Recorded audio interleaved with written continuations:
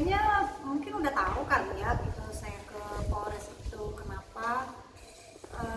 Mungkin buat sebagian orang akan bilang lebay gitu melihat saya datang sama anak saya ke sana, tapi apapun lah orang mau bilang apa, karena itu menyangkut psikologis kami, psikologi saya, anak saya dan juga keluarga gitu. Karena terus terang saya memang datang karena selama ini udah cukup sabar dengan yang namanya netizen. Ya selama ini saya melihat beberapa teman public figure yang dikenal gitu, mereka melaporkan orang-orang yang sangat merajalela ya menurut saya gitu.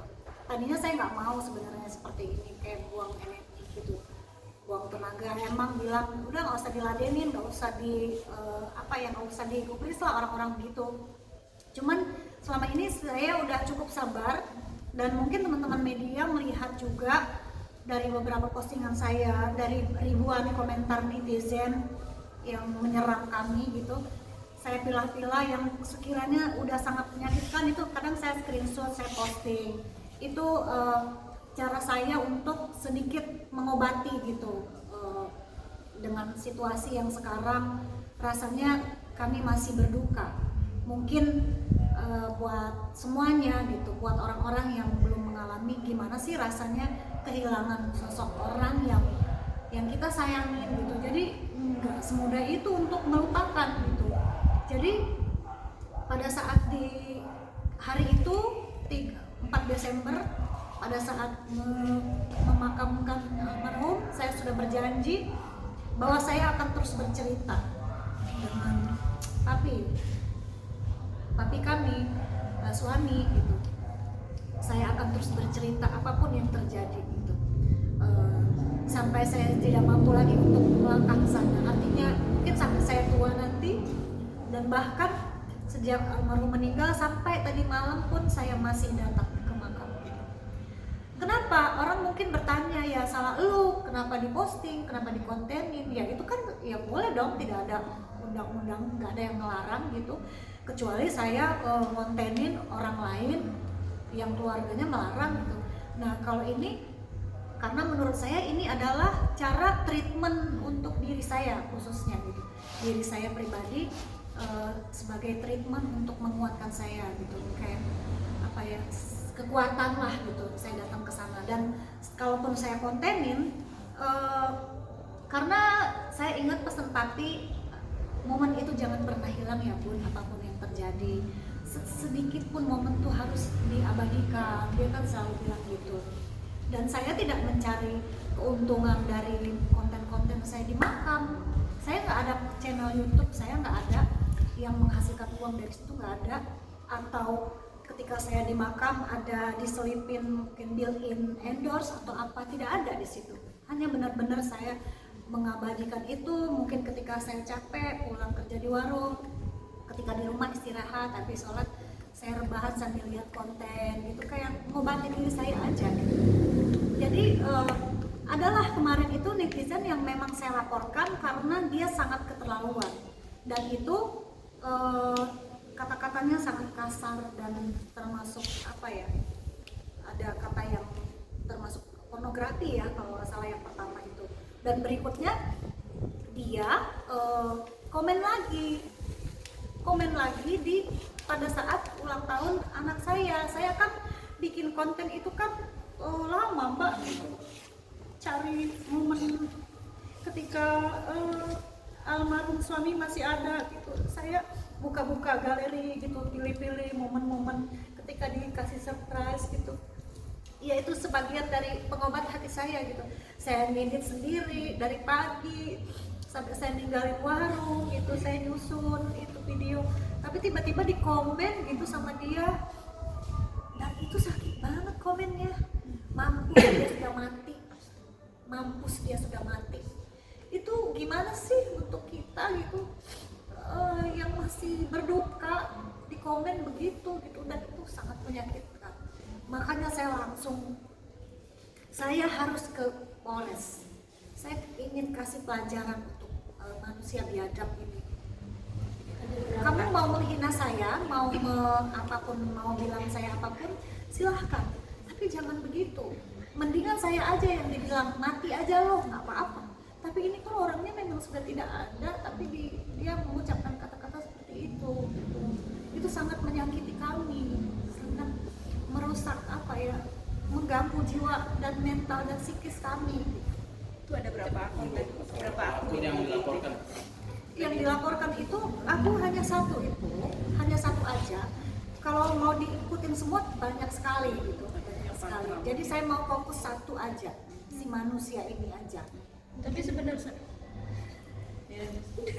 saya nggak tahu itu orang siapa gitu, kok kayaknya dendam banget gitu sama kami. Kemarin sendiri datang ke Polres atau ada Sama anak saya berduaan iya. tanpa mendampingi kuasa hukum?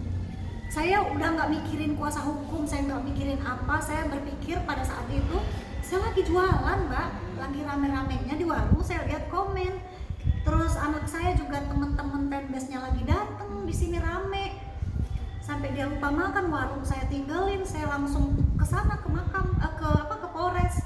Anak saya nyusul gitu. Saya bilang saya nggak ngurusin pengacara atau lawyer atau apa, karena saya nggak nyari memang benar-benar saya mau ke kantor polisi. Saya mau minta pertolongan karena saya merasa saya warga negara Indonesia, pengen ada perlindungan gitu dari manusia-manusia yang seperti itu gitu.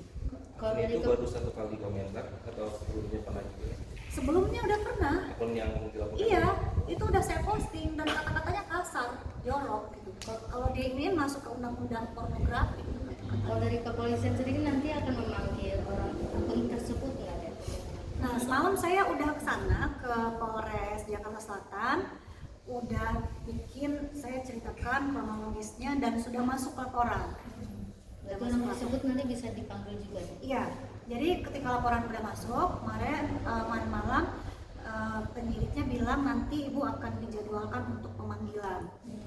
Nah mungkin setelah pemanggilan baru akan keluar BAP atau apa, saya nggak ngerti karena belum pernah ngurusin hal seperti itu. Udah coba cari tahu soal yang akun yang komennya itu orang mana, mungkin atau udah komunikasi langsung DM? Kemarin pada saat saya tuh nggak tahu sebenarnya, pada saat saya posting momen itu kontennya itu sebenarnya sedih loh, bikin saya nangis gitu.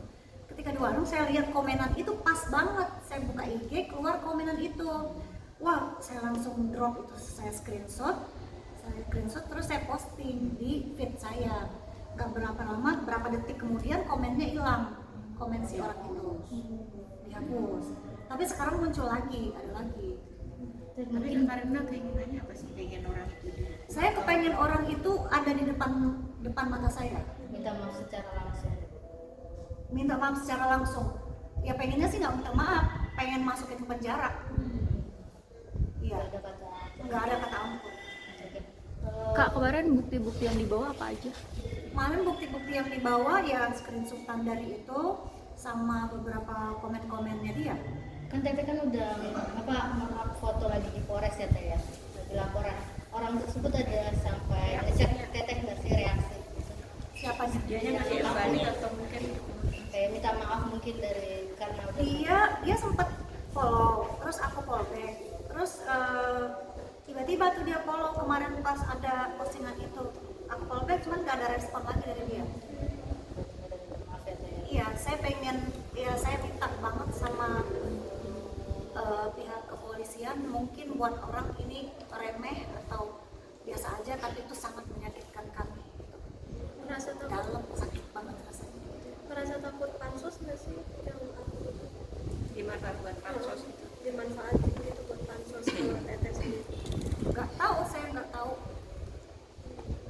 Tapi yang terserah dia mau pansos atau apa gitu.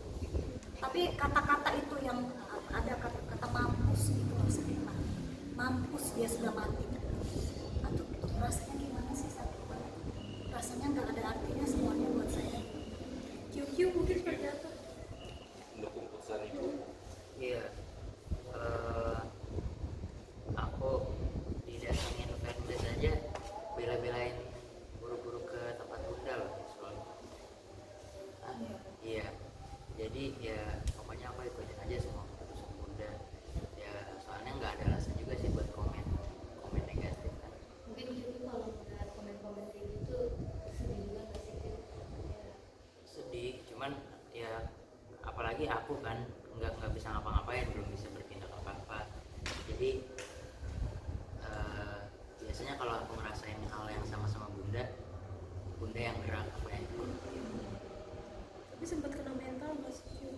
dalam YouTube gitu.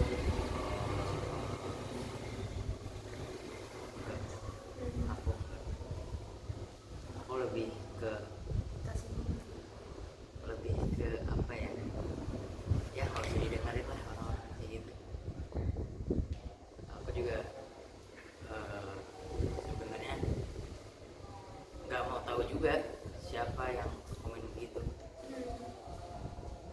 Ya saya juga awalnya tuh sebenarnya sudah mencoba untuk udahlah sih ngapain gitu ngadapin netizen yang mungkin receh kali buat mereka, tapi itu kan dia berkomentar di publik dan komentarnya di tempat yang salah, di video momen ulang tahun. Dia itu sebenarnya bencinya sama siapa gitu?